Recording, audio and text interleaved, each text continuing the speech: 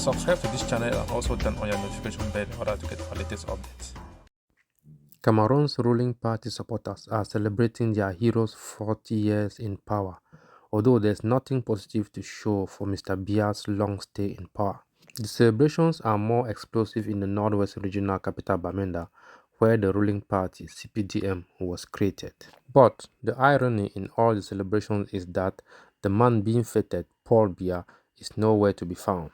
Another irony of sorts is the fact that the celebration of incompetence has been taken to a different country, the Federal Republic of Ambazonia, which is so opposed to Mr. Biya's dictatorial, incompetent and corrupt regime.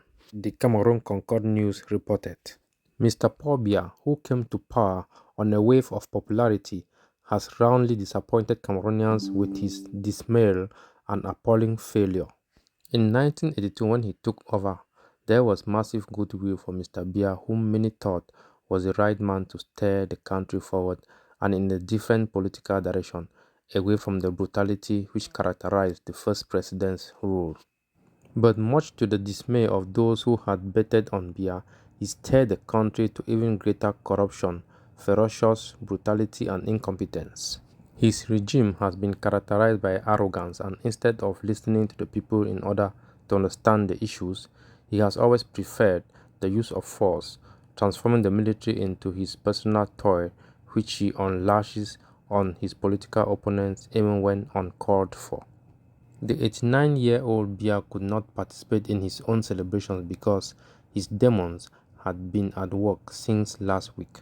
His enlarged prostate and heart seem to have connived to ensure that he does not go out to celebrate his own failure. According to the Cameroon Concord News, his right leg, which has made sure that he does not enjoy a good movement, went on a rebellion a few days ago, and the desperate Biya has been crying like a baby. Sources close to the presidential couple have informed that walking has become a chore to the man who loves walking around. He now spends most of his time in his bedroom, where he is reflecting on his fate after he transitions to the world beyond.